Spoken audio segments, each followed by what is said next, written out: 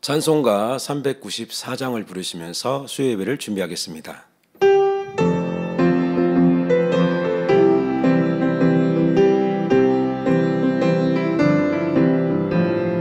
주를 악모하는 자 올라가 올라가 독수리같이 모든 싸움 이기고 근심 걱정 벗은 후 올라가 올라가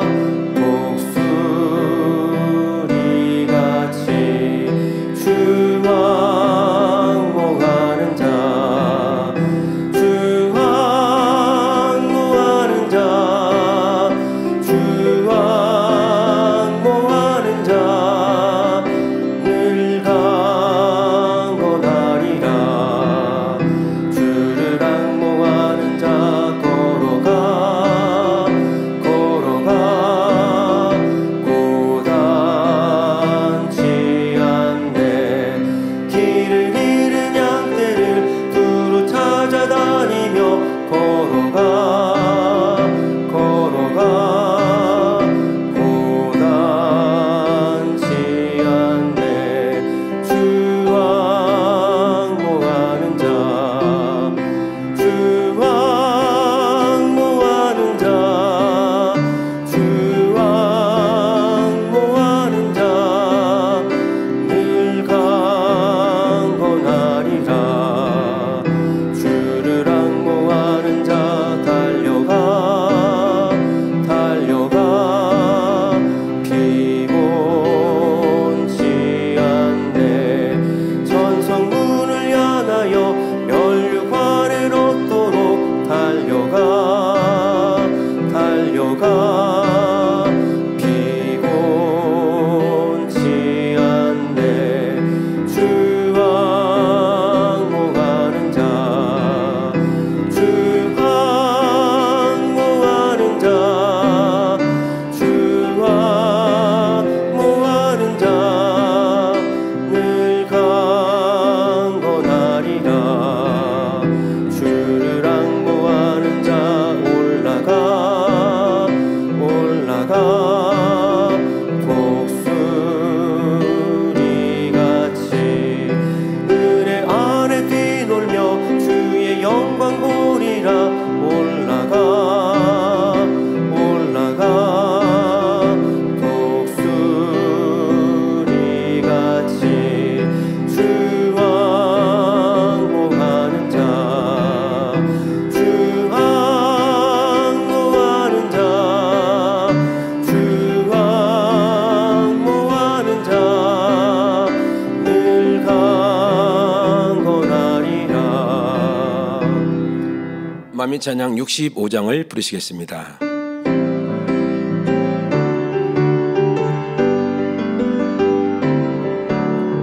믿음으로 달려온 우리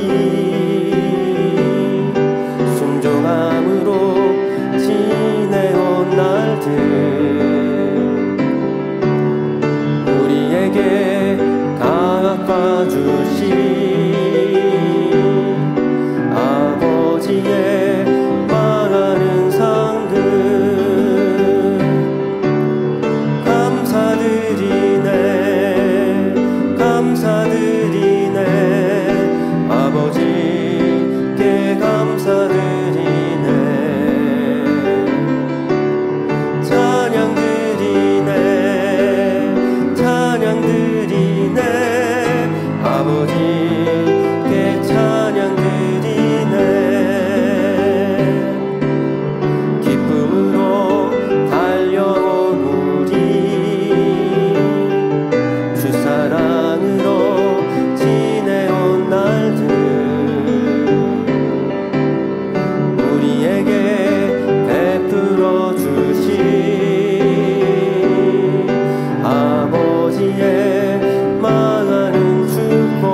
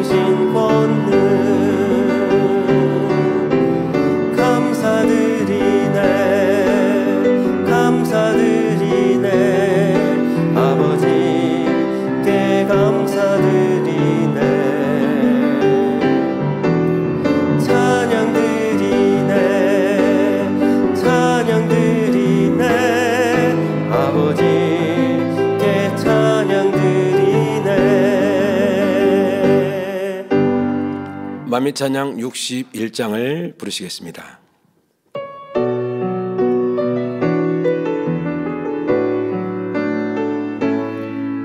믿음 안에서 세우신 제가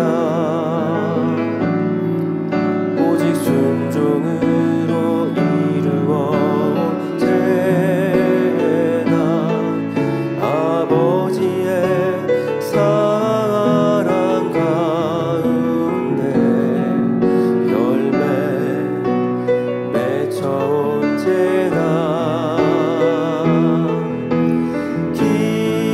기뻐하시는 아버지의 제가 영광 받으시기 위한 제가 아버지 뜻을 펼치는 제가 감사의 열매 가득 맺히네 아버지 기뻐하심 따라 감사함으로 이루어온 제다 주님 주신 은혜 가운데 열매 맺혀온 제다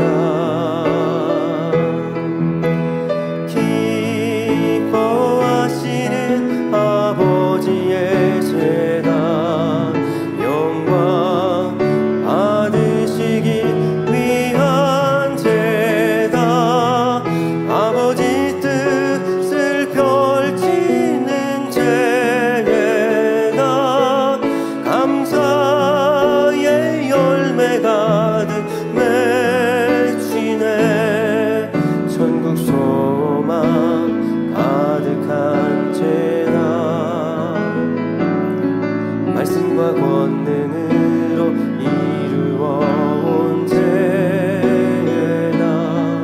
성령의 불같은 권능으로 열매 맺혀온 제다 기뻐하시는 아버지의 제다 영광 받으시기 위한 제다 아버지 뜻을 펼치는 제다 감사의 열매 가득 맺히네 전국 소망 가득한 제단 소망 가득한 제다 말씀과 권능으로 이루어온 제다 성령의 불같은 권능으로 열매 맺혀온 제다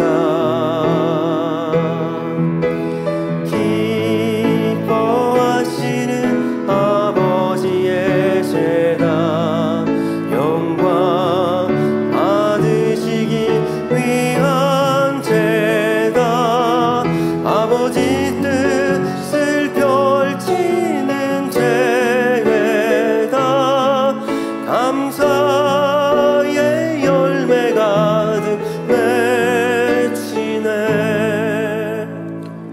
묵도하심으로 수요 예배를 아버지 하나님께 드리겠습니다.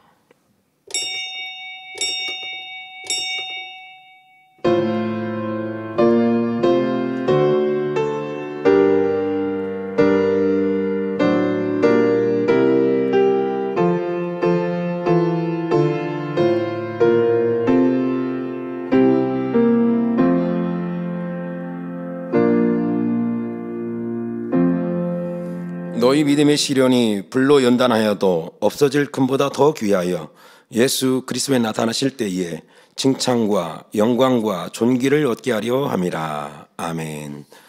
찬송가 402장을 부르시겠습니다.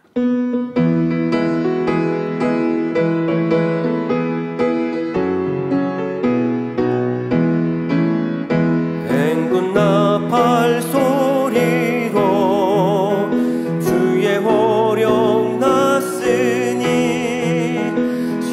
십자가의 군기를 높이 들고 나가세. 선한 싸움 다 싸우고 의의 면류관 받았으리라. 선한 싸움 다 싸우고 의의 면류관 예루살렘 성에서 면류관 아들이 저 요단강 건너 우리 싸움 마치는 날 의의 면류관 예루살렘 성에서 악한 마귀 권세를 모두 깨쳐버리고 승리하신 주님과 승전가를 부르세. 선한 싸움 다 싸우고 의의 면류관 받았으리라.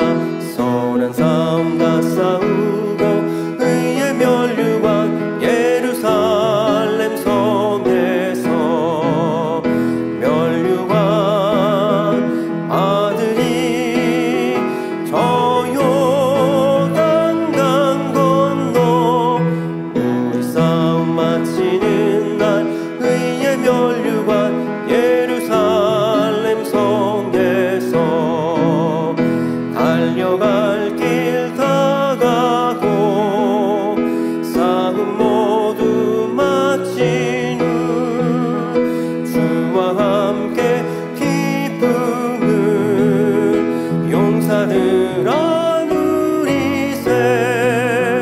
선한 싸움 다 싸우고 의의 면류관 받았으리라. 선한 싸움 다 싸우고 의의 면류관 예루살렘 성에서 면류관 아들이 저 요단강 건너 우리 싸움 마치는 날 의의 면류관 예루살렘 성에서. 합심으로 기도하겠습니다. 먼저 당회장님을 위해서 기도하겠습니다. 사랑의 아버지 하나님, 말씀이 없어 기갈이 없는 이 마지막 때에 참된 목자님을 보내주심에 감사를 드립니다. 목자님께서는 창조주 하나님과 예수가 왜 우리의 구세주가 되시는지, 죄가 무엇이며 이 죄를 어떻게 해야 사함을 받아 구원에 이르는지 성경 66권을 풀어주시고 권능으로 확증시켜 주셔서 참 믿음을 가질 수 있도록 우리 만민을 이끌어 오심에 감사를 드립니다. 이러므로 그 열매를 그들을 알라 말씀하셨는데, 목자님의 열매는 오직 영혼을 살리는 빛의 열매, 손의 열매, 권능의 열매로 아버지 하나님께만 영광만 돌려오셨나이다. 이제 재창조의 권능 100%의 완성을 통한 마지막 때의 모든 섭리와 뜻을 온전히 이루어 주옵소서. 세우신 직무대행님 하늘의 지혜와 권능을 도와사 영광을 받아 주옵소서. 감사드리며 우리 주 예수 그리스도 이름으로 기도합나이다. 아멘. 대성전 건축을 위해서 기도하겠습니다.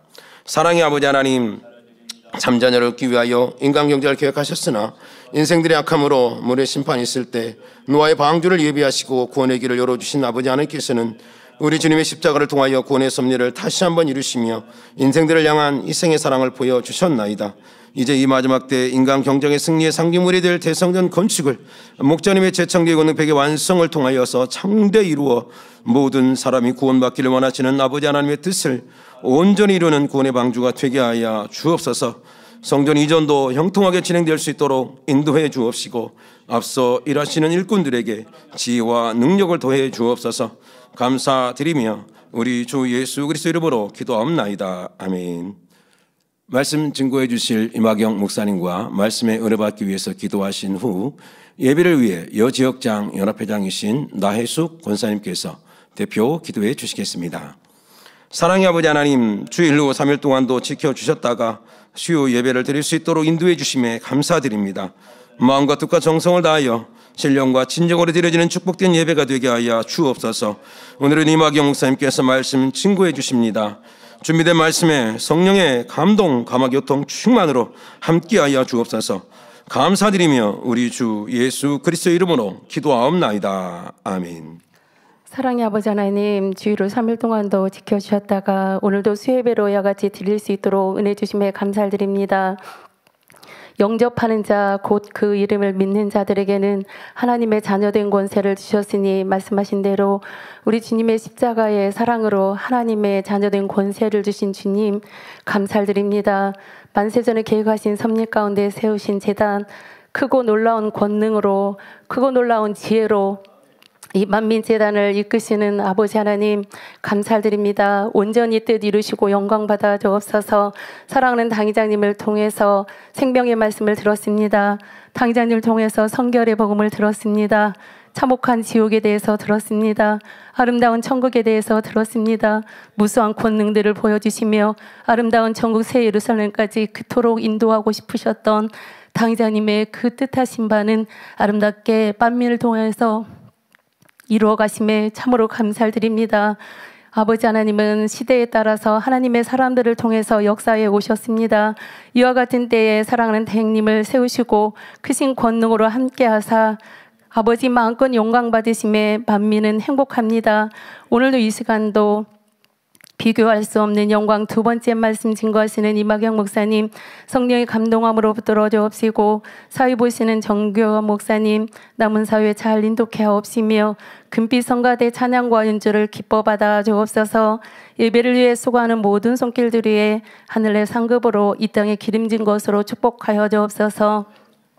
GCN 방송과 인터넷, 유튜브와 각종 매체를 통해 예배드리는 전국 전 세계 만민의 성도님들과 시청자들에게도 은혜와 감동으로 함께하여 주옵소서. 예수 그리스도 이름으로 기도하옵나이다. 아멘.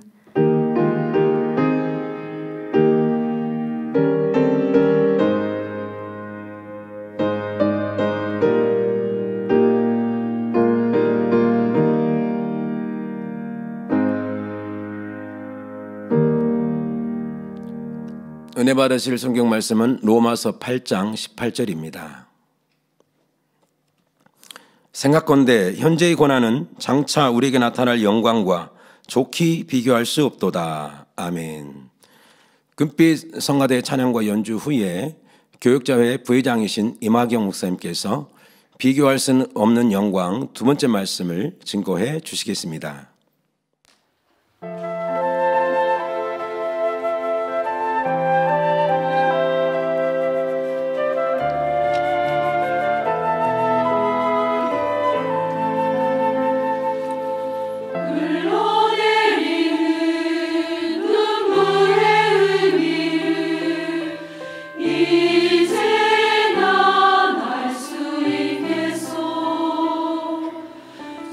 죽어가는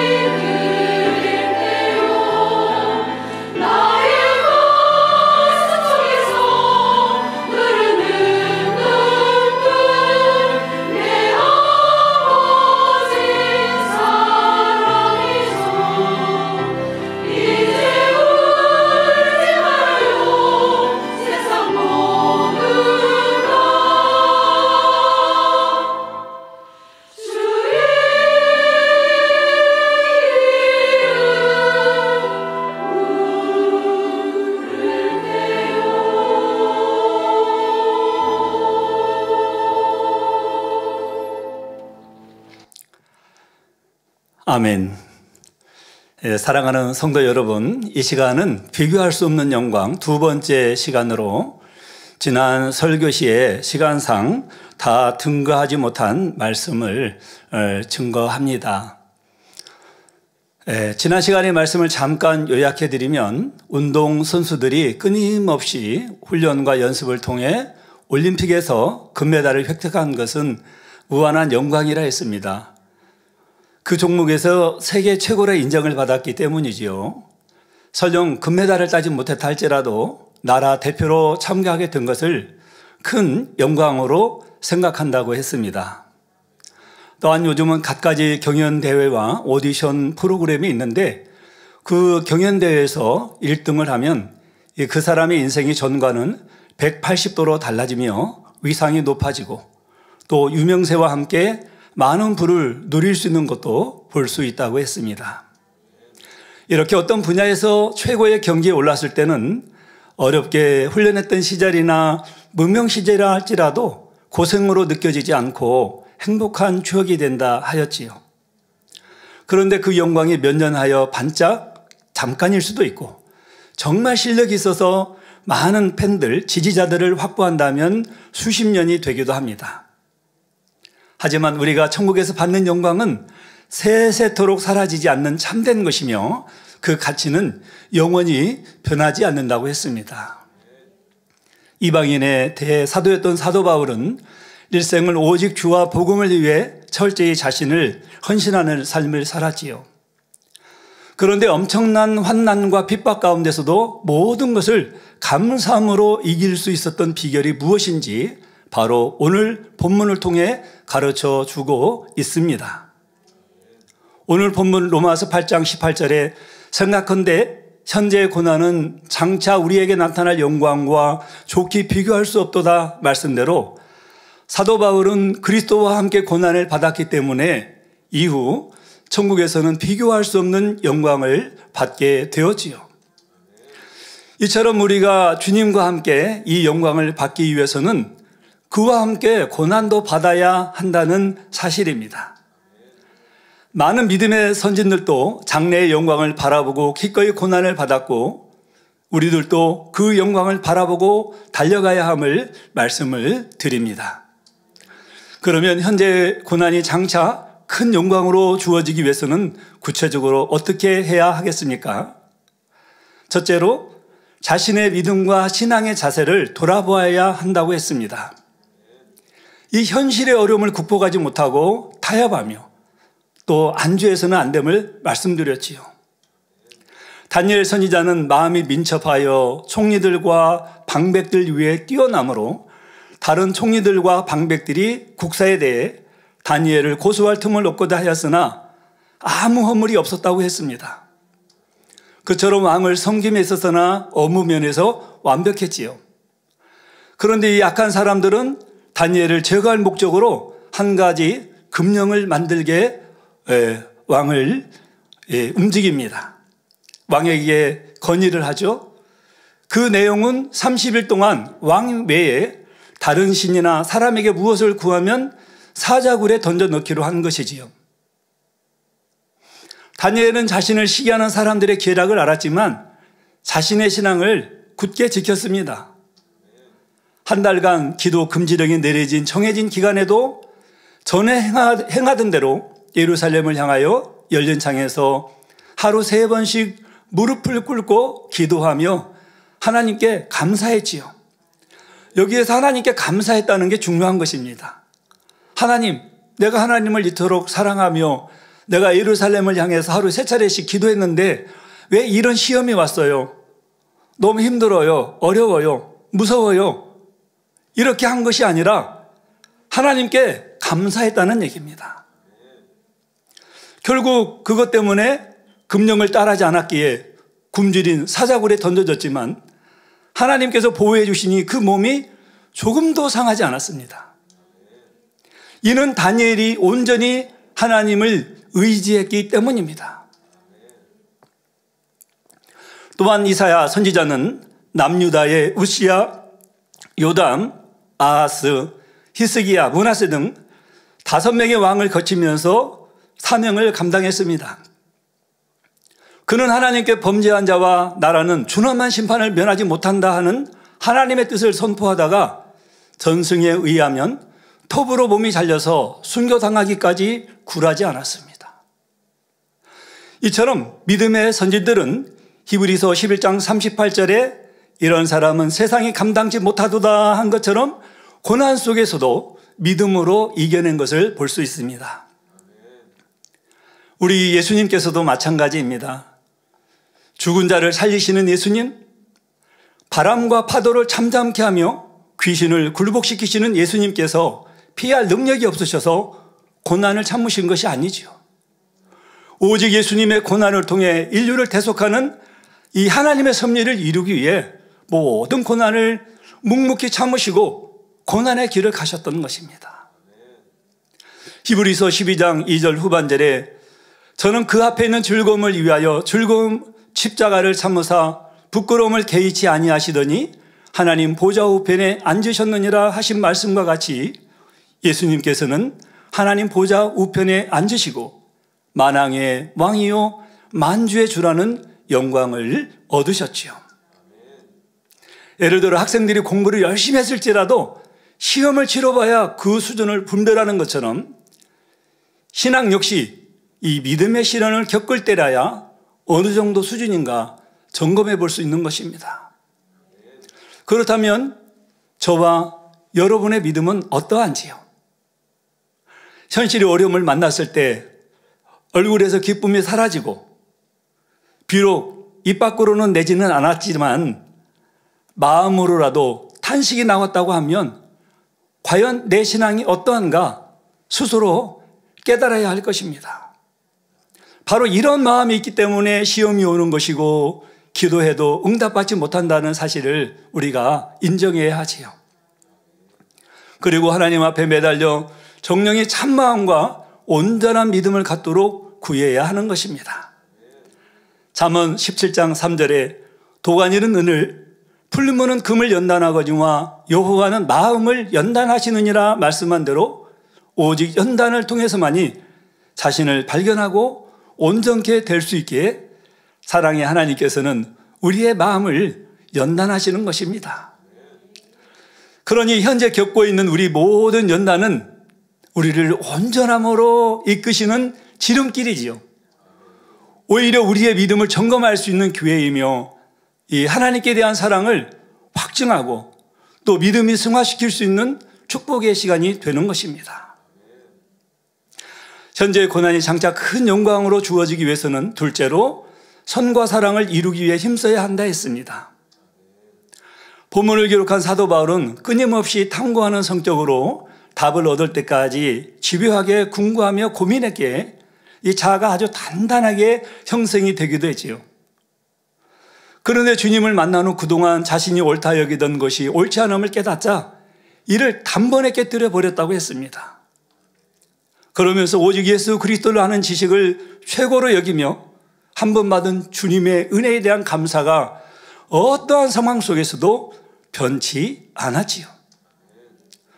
모진 고난과 생명의 위협을 받는다 해도 오히려 주님께 대해 감사하는 마음의 향을 더욱 진하게 올렸다고 했습니다. 생명의 위협이 왔습니다. 모진 핍박을 받습니다. 그렇다 할지라도 그 마음이 변개치 아니하고 그런 고난을 당하면 당할수록 핍박을 당하면 당할수록 더 마음이 뜨거워지고 불붙듯 타올랐던 것입니다.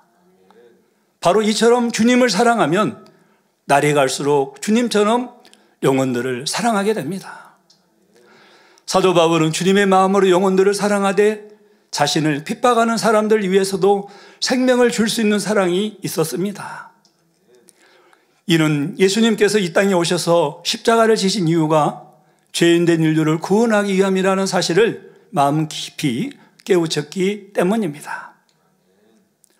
또한 선과 사랑이 마음에 가득했던 아브라함은 하나님을 섬기는 마음이 진실했기에 윗사람만이 아니라 아랫사람도 먼저 섬길 수 있었고 희생할 수 있었습니다. 창세기 13장 9절에 내 앞에 온 땅에 있지 아니하냐? 나를 떠나라. 내가 좌하면 나는 우하고 내가 우하면 나는 좌하리라 말씀처럼 땅을 나눌 때도 조카 롯에게 좋은 땅을 먼저 택하도록 양보했지요. 하늘의 영광을 사모하는 저와 여러분도 아브라함처럼 더 깊은 성과 사랑을 이루기에 힘써야 하겠습니다.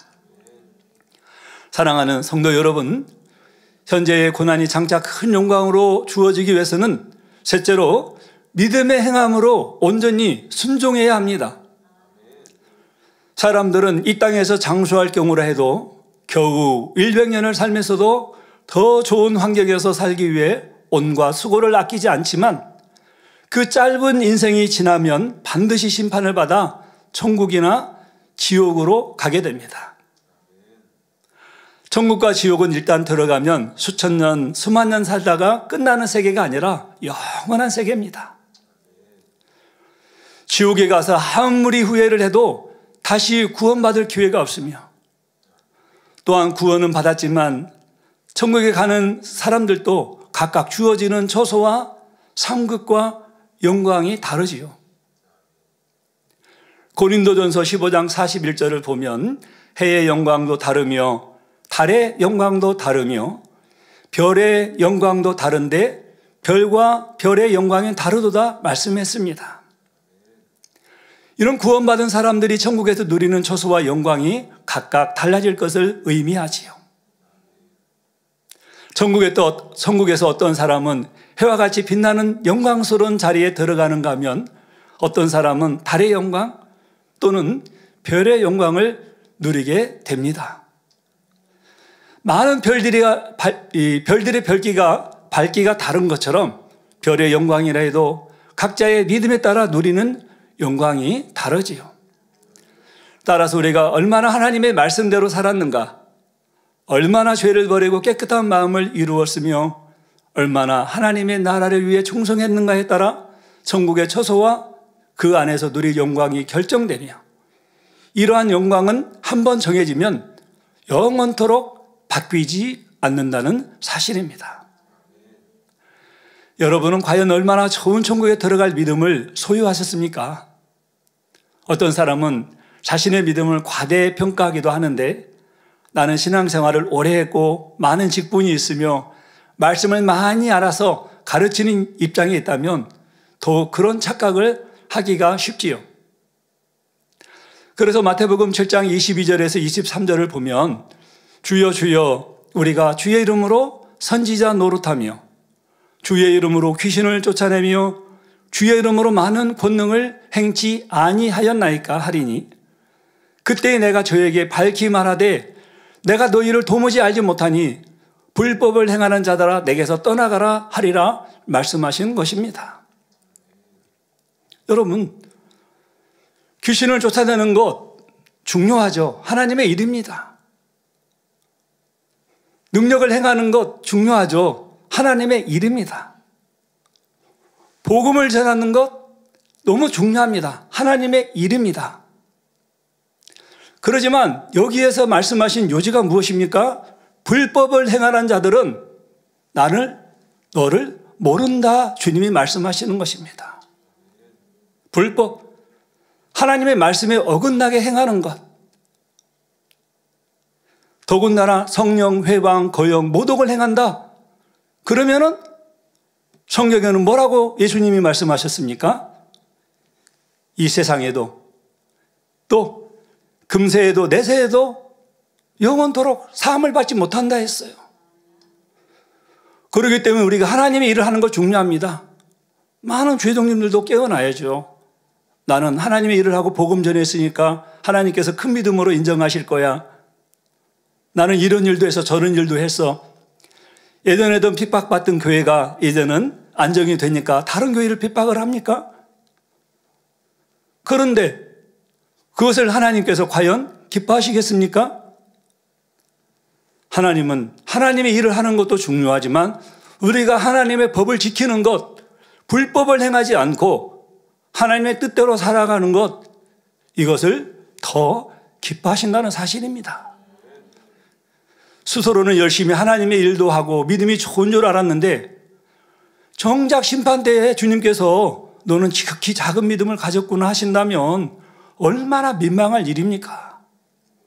그러므로 항상 자신의 믿음 수준을 점검하여 더 좋은 믿음을 갖기 위해 노력해야 하는 것입니다. 사랑의 하나님께서는 사랑하는 자녀들에게 항상 좋은 것을 주기 원하십니다. 그런데 아무리 좋은 것을 주기 원하신다 할지라도 받는 우리 편에서 그릇을 준비해야 하지요. 이 그릇을 준비하는 것은 바로 믿고 순종하는 것입니다. 그러면 선진들의 믿음의 행함과 순종이 어떻게 영광으로 나타났는지 살펴보겠습니다. 먼저 다윗 왕입니다. 다윗은 사랑받는 자란 뜻의 이름으로 이스라엘 통일왕국의 2대 왕이며 이스라엘의 전성기를 이룬 왕입니다. 다윗은 유다 지파 사람 보아스와 모압 여인 룻의 증손이며 이새의 8아들 중 막내였습니다. 하나님께 다윗을 사랑하실 수밖에 없는 일이 있었습니다.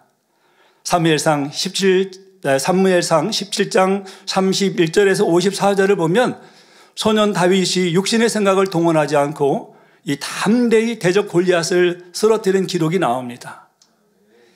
이스라엘을 아주 많이 괴롭히며 침략한 이웃나라 블레셋이라는 나라의 장수 골리앗이 이스라엘 군대를 조롱하며 싸움을 걸어왔습니다. 그러나 워낙 거대하고 힘센 골리앗 앞에 어느 누구도 쉽게 나서지 못했지요.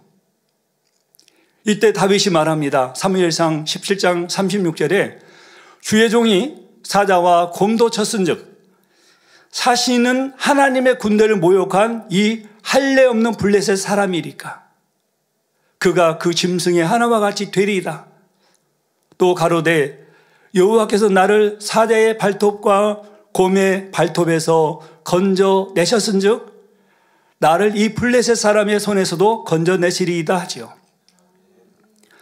사무엘상 17장 40절에 보면 손에 막대기를 가지고 시내에서 매끄러운 돌 5을 골라서 자기 목자의 제구 그 주머니에 넣고 손에 물매를 가지고 블레셋 사람에게로 나아가니라 했습니다.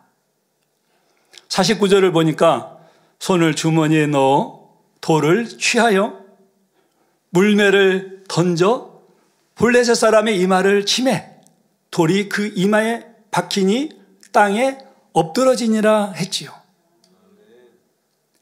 갑옷으로 블레셋 장수 이 골리앗은 무장하고 있어요.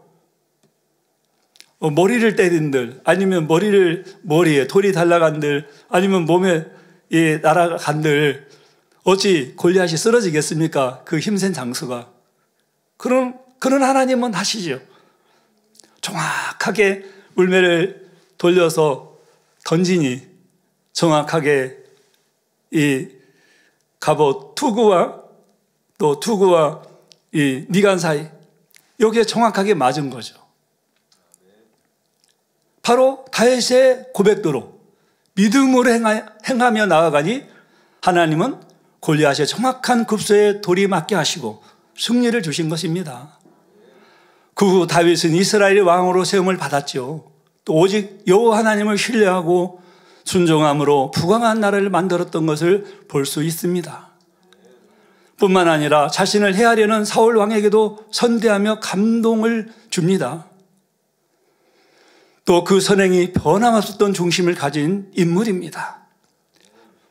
그리고 다윗이 범죄했을 때 선지자가 죄를 지적하니 주어진 또 그 선지자를 죄를 지적했을 때 즉시 회개했습니다. 그리고 이 주어진 연단을 감사함으로 잘 받았다는 점도 우리는 기억을 해야 합니다. 다윗은 명예 권세를 얻었고 하나님과 백성들의 사랑을 받는 등 인생을 사는 동안 받을 수 있는 축복을 거의 다 받았습니다. 이뿐만 아니라 자신의 계보를 통해 나신 예수님께서 인류에게 구원의 문을 열어주시는 영적인 축복까지 받았습니다. 다윗은 연단을 통해 이러한 축복을 받을 만한 자격을 갖추었기 때문이지요. 그러면 천국에서 다윗의 상급과 영광은 어떠할까요? 다윗은 새 예루살렘의 24장로의 반열에 오르는 영광을 얻었습니다. 주님께서는 요한계시록 3장 7절에서 주님에 대해 거룩하고 진실하사 다윗의 열쇠를 가지신 이라고 말씀하셨습니다. 여기서 다윗의 열쇠라는 표현은 바로 다윗에게는 부와 명예와 권세, 하나님의 사랑과 백성들의 사랑 등 모든 축복의 문을 열 수 있는 열쇠가 있었다는 말이죠. 그러므로 우리도 다윗처럼 합당한 자격을 갖추기만 하면 하늘 창고의 문을 열 수 있는 다윗의 열쇠를 받을 수 있습니다.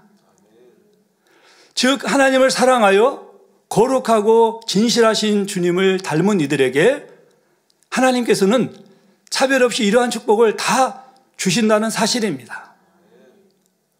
축복받을 만한 그릇이 준비되는 만큼 건강, 물질, 명예와 권세, 하나님께서 함께 하시고 보장하시는 축복을 주시지요. 우리 모두 그러한 축복을 꼭 받으시기를 바랍니다. 다음은 오늘 본문을 기록한 사도 바울입니다. 신약시대의 최고로 사도로 손꼽히는 인물로 이방인의 사도로서 세계 각지의 선교여행을 다니면서 많은 교회를 세웠지요. 바울은 아시아 길리기아 지방의 중심 도시 다소에서 출생하여 가말리엘 문화에서 공부했습니다. 가말리엘은 당시 교법사로서 뭇 백성에게 존경받는 인물이었습니다. 최고의 스승 밑에서 율법을 공부한 사울은 철저한 바리새인이자 철학에도 능통했습니다. 하나님을 누구보다 사랑하였고 율법을 철저히 지키는 율법주의자였으며 히브리인 중에 히브리인, 곧 순수한 히브리인이었고 또 당시 세계를 호령하던 로마의 시민권을 가지고 있었지요. 예수 그리스도를 만나기 전 사울은 주를 믿는 사람들을 크게 핍박했습니다.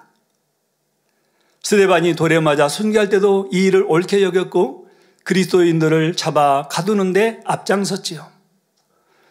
그런데 다메섹 도상에서 찬란한 빛과 함께 주님의 음성을 들은 사울은 3일 동안 눈이 실명되었다가 회복되는 체험을 한 후 예전과는 전혀 다른, 완전히 다른 길을 갔지요. 이제 주님을 핍박하던 자에서 주님을 전하는 자로 변화되었습니다. 그 다메섹에서 그리스도를 전파하다가 또 핍박을 피하여 떠났습니다. 아라비아로 가서 3년을 지낸 후 예루살렘으로 올라가서 사도 베드로와 장로 야고보를 만났지요. 이후 수리아와 길리기아 지역에서 약 10여 년의 시간을 보내던 중 바나바의 요청으로 수리아 안디옥에서 사역을 하게 됩니다. 여기서 성령의 지시하심에 따라 바나바와 함께 선교 여행을 시작했지요. 3차에 걸친 세계 선교 여행을 통해 많은 고난과 핍박 중에도 주의 복음 전파를 완수합니다. 그는 로마 대화재 사건 이후 네로 황제의 핍박이 심해지자 바울은 다시 체포되어 로마 감옥에 갇혔고 AD 67년경 참수형으로 순교한 것으로 전해지지요. 평생 동안 멈추지 않고 선교 사역을 감당한 사도 바울은 큰 권능을 행하면서 복음을 전파하여 많은 교회를 세웠고 사마리아와 땅끝까지 복음을 증거하기 위한 기초를 다졌습니다. 이처럼 예수 그리스도를 심히 핍박하던 사울을 하나님께서는 택하여 주의 사도로 삼은 것은 그 중심을 아셨기 때문입니다. 그가 주님을 만나기만 하면 회개하고 돌이켜 주님을 위해 뜨겁게 충성할 것을 아셨기 때문에 만세전에 그를 택정하셨지요. 오직 순종으로 믿음의 행함을 이룬 사도 바울은 초기 기독교 선교를 위해 이방인의 사도로서 죽도록 충성하였습니다. 이런 사도 바울의 권능이 얼마나 대단했는지 사도행전 19장 12절에 심지어 사람들이 바울의 몸에서 손수건이나 앞치마를 가져다가 병든 사람에게 얹으면 그 병이 떠나고 악귀가 나가더라 기록될 정도였습니다. 바울을 핍박하고 비난했던 사람들이 말이 사실이라면 이런 희한한 능이 바울을 통해서 일어날 수 있을까요? 절대로 일어날 수 없는 일입니다. 시편 62편 11절에 권능은 하나님께 속하였다 했습니다. 그러니 권능을 행하는 분을 함부로 평가하고 판단하는 죄는 너무 크다는 사실도 알아 죄를 범하는 일이 있어서는 아니 되지요. 하나님만이 하실 수 있는 일을 행한다는 것은 무엇을 의미합니까? 바로 그 권능이 하나님께로부터 왔다는 것을 증거하는 것이지요. 신약시대에 가장 큰 권능을 행한 사도 바울께서도 큰 권능과 희한한 능을 행하니 많은 사람들로부터 핍박을 받고 이단의 괴수라는 말까지 들었습니다. 그것도 동족인 유대인들을 통해서 듣지요. 그리고 그 동족들이 끊임없이 사도 바울을 죽이려고 했습니다. 정녕 선한 사람들이 사도 바울을 죽이려 했을까요? 정녕 하나님을 사랑하는 사람들이 사도 바울을 죽이려고 했을까요? 예, 초대 기독교 사회도 이러했는데 현 시대에는 어떨까요? 약 2000년이 지난 지금은 더 훨씬 악으로 물들고 자기 위주로 그리고 많은 거짓이 난무한 시대가 되었습니다. 그래서 초대 기독교 시대보다도 지금은 훨씬 더한 상황이 되어진 것이지요. 그 일들을 저희들은 수없이 보고 있지요. 힘이 안타까운 일입니다. 성도 여러분, 성경을 보면 예수님께서 십자가에 못 박혀 돌아가실 때에도 흉악한 강도들과 함께 못 박혔다고 기록되어 있습니다. 이런 인들을 통해서 하나님의 사람들이 하나님의 뜻과 구원의 섭리를 이루어 갈 때에는 많은 핍박과 거짓 증거와 고난과 모함이 있음을 알 수 있는 것이지요. 예수님은 십자가에 못 박혀 죽으실 일을 하나도 한 것이 아닙니다. 오직 영혼들을 위해 사셨고 영혼들을 위해서 희생하셨고 병든 자 치료해 주셨고 그리고 영혼들에게 생명만 주셨지 어떠한 악도 행하신 적이 없으십니다. 그런데 그러한 예수님을 십자가에 못 박아 죽였습니다. 그러니 우리 성도님들께서는 항상 진리로 하나님의 말씀을 분별을 해야 하겠습니다. 그리고 말세를 살아가는 성도들에게 사랑의 사도 바울은 디모데후서 3장 1절에서 13절에 내가 이것을 알라 말세에 고통하는 때가 이르리니 사람들은 자기를 사랑하며 돈을 사랑하며 자긍하며 교만하며 회방하며 부모를 거역하며 감사치 아니하며 거룩하지 아니하며 무정하며 원통함을 풀지 아니하며 참소하며 절제하지 못하며 사나우며 선한 것을 좋아하지 아니하며 배반하여 팔며 조급하며 자고하며 쾌락을 사랑하기를 하나님 사랑하는 것보다 더하며 경건의 모양은 있으나 경건의 능력은 부인하는 자니 이 같은 자들에게서 내가 돌아서라는 것입니다. 경건의 모양은 있으나 경건의 능력은 부인하는 자들, 이러한 자들에게서 내가 돌아서라는 거예요. 그러면서 6절에 보니까 저희 중에 남의 집에 가만히 들어가 어리석은 여자를 유인하는 자들이 있으니 그 여자는 죄를 중히 지고 여러 가지 욕심에 끌림 받아 항상 배우나 마침내 진리의 지식에 이를 수 없느니라. 얀네와 얀브레가 모세를 대적한 것 같이 저희도 진리를 대적하니 이 사람들은 그 마음이 부패한 자요 믿음에 관하여는 버리운 자들이다. 양심에 화인 맞은 것이죠. 9절에 보니까 그러나 저희가 더 나가지 못할 것은 저 두 사람이 된 것과 같이 저희 어리석음이 드러날 것임이니라. 12절에 무릇 그리스도 예수 안에서 경건하게 살고자 하는 자는 핍박을 받으리라. 여러분, 우리가 경건하게 살기 위해서 받는 핍박은 영광입니다. 축복입니다. 우리 주님께서도 의리를 위하여 핍박을 받는 자는 복이 있다 말씀하셨습니다. 뭐라고 말씀하셨어요? 팔복에 하늘이 상이 크다 말씀하셨지 않았습니까? 그러니 우리는 경건하게 살면서 받는 핍박은 감사함으로 받고 오히려 기뻐해야 될 줄 믿습니다. 13절에 보니까 악한 사람들과 속이는 자들은 더욱 악하여져서 속이기도 하고 속기도 하나니 했습니다. 선한 사람은 속이지 않습니다. 양심이 허락하지 않지요. 그러나 악한 사람은 속이고 거짓말도 잘합니다. 세상 표현이지요. 눈 하나 깜짝하지 않고 거짓말을 한다고 합니다. 이런 상대를 속이는 거짓을 말하는데 너무 타원하고 리얼하게 한다는 것이죠. 이런 거짓에 비록 사람은 속아서 넘어가고 손해를 입는다 해도 전능하신 하나님께서는 속지 않으십니다. 속지 않으시기 때문에 그런 분들이 말해서 그런 일을 행하는 그런 분들에게서 능력이 나타나겠습니까? 권능이 나타나겠습니까? 하나님의 살아계신 증거가 나타나겠습니까? 나타날 수가 없어요. 그래서 성경에는 나타나는 열매가 중요하다고 하셨지요. 마태복음 7장 20절에서 21절에 이러므로 그의 열매로 그들을 알리라. 나더러 주여 주여 하는 자마다 천국에 다 들어갈 것이 아니요 다만 하늘에 계신 내 아버지의 뜻대로 행하는 자라야 들어가리라 하셨습니다. 하나님의 말씀으로 우리는 진리를 분별하며 누구의 말을 듣는 것이 아니라 오직 하나님의 뜻을 쫓아 나가야 하겠습니다. 성도 여러분, 만면의 열매는 어떠한지요? 세계 곳곳에서 당리자님께서 기도해 주신 손수건으로 놀라운 권능이 나타나고 있습니다.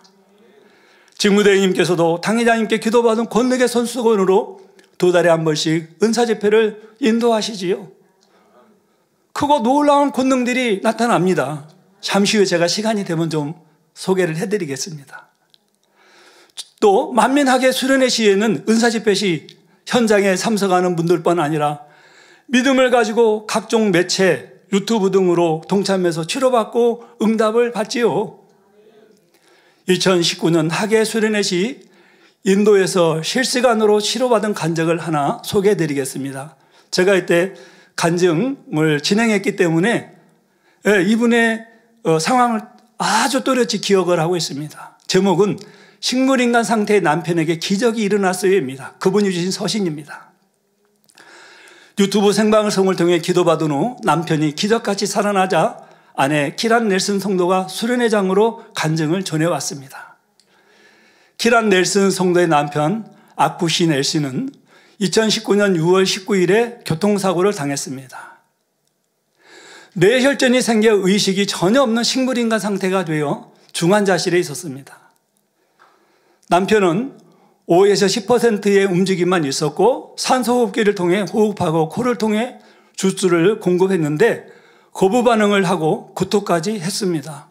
여러분, 의식이 없는 사람이 구토하는 건 굉장히 심각한 상황입니다.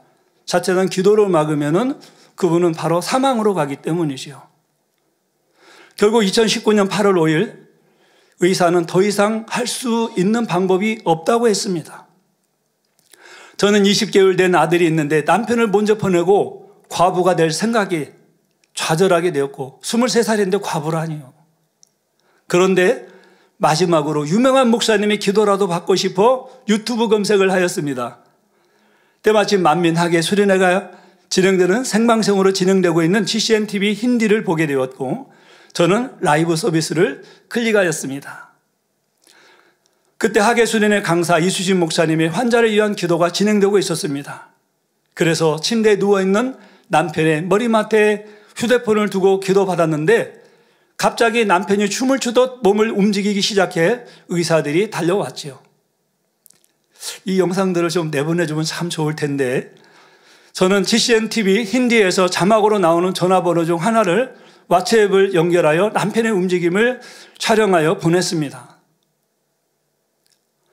남편은 의식이 회복되었고 3시간 만에 3시간이 지난 후에는 미움을 먹기 시작했으며 작은 공기로 2그릇을 비웠습니다. 그리고 기침하거나 토하지도 않고 잘 먹었습니다. 그러면서 편지 보낼 시점에 이제는 식사도 하게 되었지요.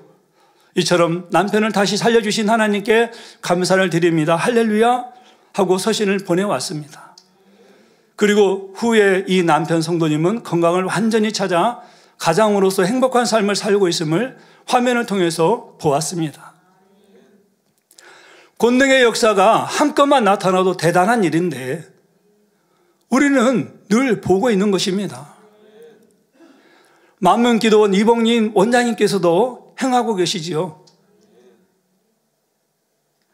그리고 아프리카 총회장 정몽용 목사님께서도, 라틴 아메리카에서 사역하시는 장정현 목사님께서도 이 권능의 손수건으로 권능을 행하고 계십니다. 또 믿음으로 행하는 주의 종들과 일꾼들을 통해서도 지속적으로 역사가 나타나고 있지요. 3월 24일 금요철화시에는 은사집회가 있었습니다.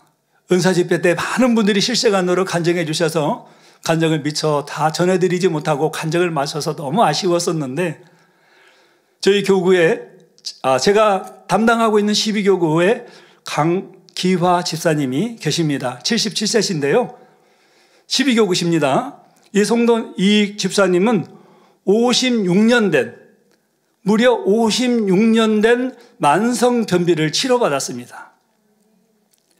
집사님은 아들 출산 전인 20대 초반부터 변비가 너무 심하여 평균 일주일에 한 번 배변을 하고, 심할 때는 15일 정도에 한 번 배변을 할 정도로 고통 가운데 살았다고 합니다.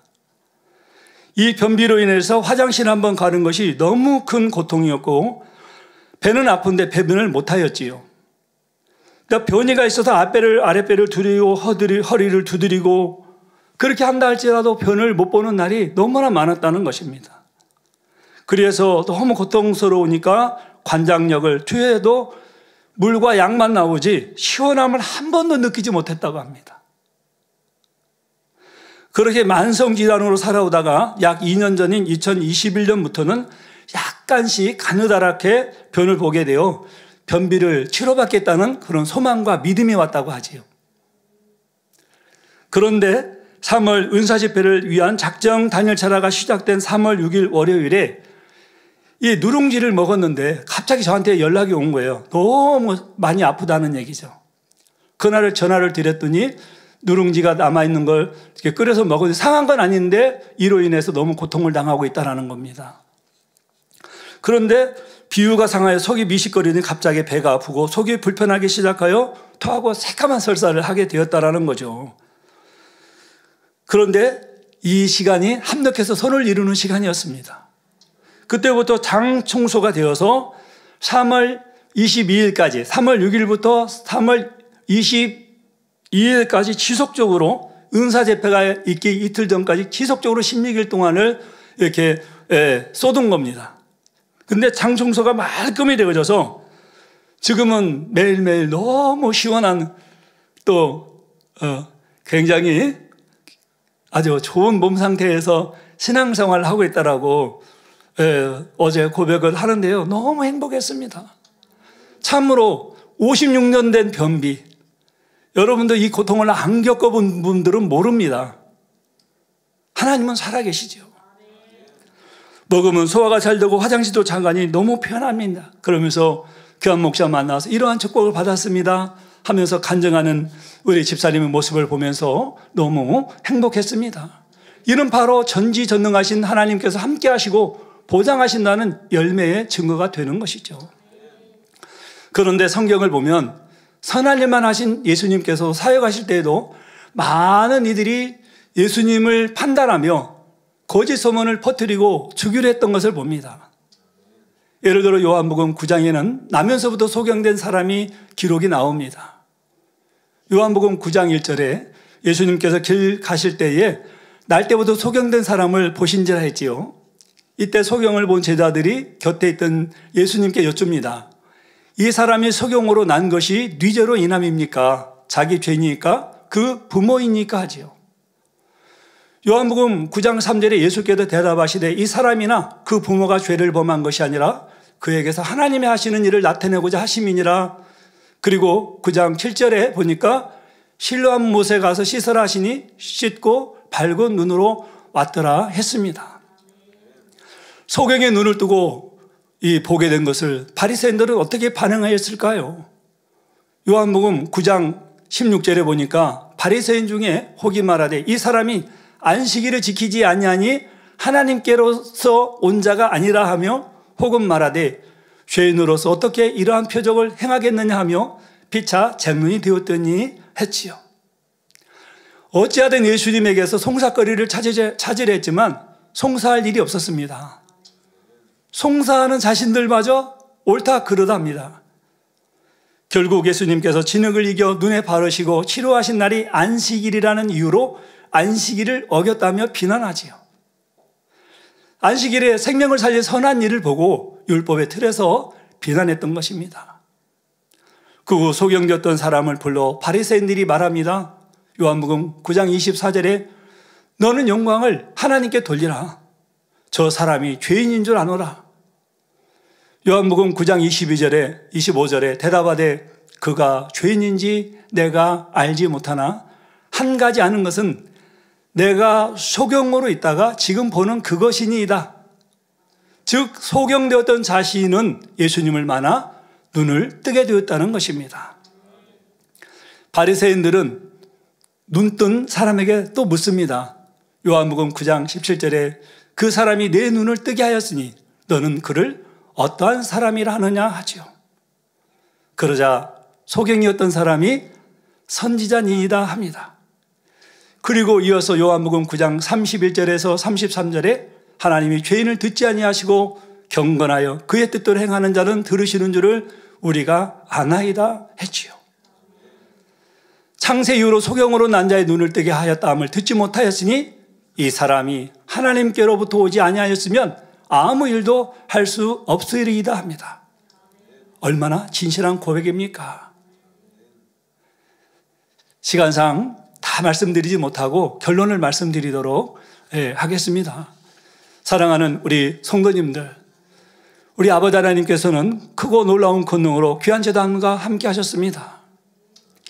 이제는 우리 하나님의 사랑을 입은 사람들로서 더 하나님의 나라와 영광을 위해 충성하며 하나님이 주신 은혜를 생각하며 현재의 믿음을 내가 어떠한 믿음으로 달려가고 있는지를 우리가 생각해 보며 두 번째는 우리가 성과 사랑을 이루기를 힘쓰고 또 세 번째는 우리가 오직 믿음으로 순종하며 또 아버지 하나님 뜻을 아름답게 이루어갈 수 있는 모든 성도님들이 되시기를 주님의 이름으로 기원을 드리겠습니다.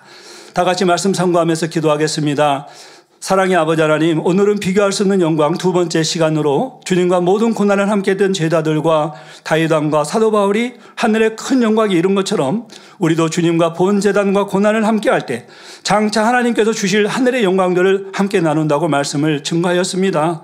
이 증거된 말씀이 우리 안에 큰 믿음이 되어서 우리 아버지 하나님과 믿음을 행하여서 풍성한 축복을 받으며 예루살렘의 빛난 영광역에 들어갈 수 있는 모든 성도님들이 되게 축복해 주옵소서. 예수 그리스도 이름으로 기도하옵나이다. 아멘. 마미찬양 253장을 부르시면서 준비하신 헌금을 드리겠습니다.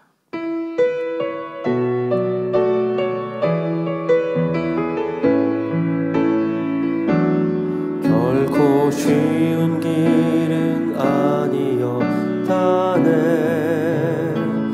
우리를 사랑하여 이루신 섭리구원에게 인생들을 향하신 아버지 사랑, 구원의 길, 생명의 길, 천국의 길, 빛으로 나타내신 길, 이 길은 사랑, 이 길은 생명, 이 길은 영원한 천국의 길, 이 길은 사랑, 이 길은 생명, 이 길은 천국으로 이끄신 사랑의 길. 드리신 헌금을 위해서 임학영 목사님께서 기도해 주시겠습니다. 아버지 하나님, 11조 드립니다. 감사함을, 생일 감사함을 여러모로 드립니다. 구제 선교 찬조로 성전 건축원금은 GCN 방송 선교원금으로 드립니다. 작정했던 예물도 드립니다. 신이 안수하여 누르군더러 넘치도록 축복하시며 마음의 소원, 간구와 기도에 응답해 주시길 원합니다. 가정일터 사업들을 지켜주시고 축복해 주셔서 더 11조가 불어나며 감사의 조건이 넘치는 축복 주옵소서. 행한 대로 심은 대로 30배, 60배, 100배 이상으로 축복해 주시길 원합니다. 주여 감사합니다. 우리 주 예수 그리스도 이름으로 기도하옵나이다. 아멘. 주기도문 하심으로 수예배를 마치겠습니다. 하늘에 계신 우리 아버지여, 이름이 거룩히 여김을 받으시오며 나라의 마옵시며 뜻이 하늘에서 이룬 것 같이 땅에서도 이루어지이다. 오늘날 우리에게 일용할 양식을 주옵시고 우리가 우리에게 죄 지은 자를 사하여 준 것 같이 우리 죄를 사하여 주옵시고 우리를 시험에 들게 하지 마옵시고 다만 악에서 구하옵소서. 나라와 권세와 영광이 아버지께 영원히 싸움나이다. 아멘.